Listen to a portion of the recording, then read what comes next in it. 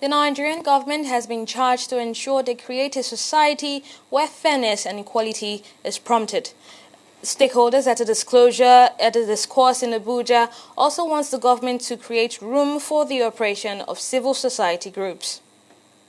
In a heavily politicized space where the citizens are not getting value of democracy and good governance, it is important for civil society groups to be alive and stand in the gap in defense of the common man.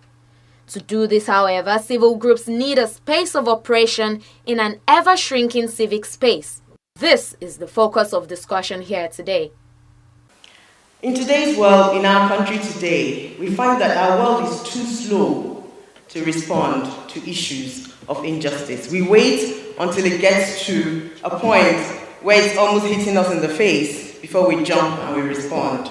That is our work. As people who work for justice, who work for this space, we need to keep fighting. We need to keep talking. It is ironic that even as we fight for justice from north, south, east, west, we're operating a system in Nigeria that is absolutely built on injustice.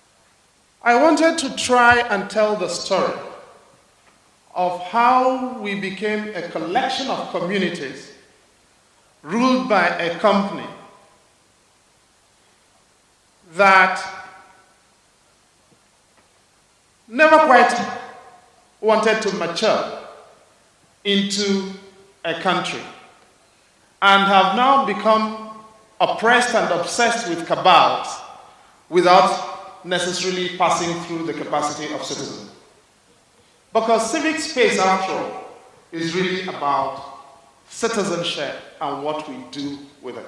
We are in a time where the civic space is a very repressed one. Despotic governments, lack of funding, and the fragmentation of the country itself. Even the terrorist activities that are going on makes it very, very difficult for civil society to be audible and to be heard. But more importantly, that citizens are becoming complacent and they're not taking their rightful place and owning their country and occupying their civic space. So all of this adds up to make our work very difficult. But it's up to us as citizens to reclaim that space. Stakeholders, however, agree that there is need also for civil groups to earn integrity and resist every temptation to be influenced by politicians if they must speak forthrightly for the masses. These issues is not only happening in Nigeria, it's happened everywhere, and new policies and laws are really put in place by government.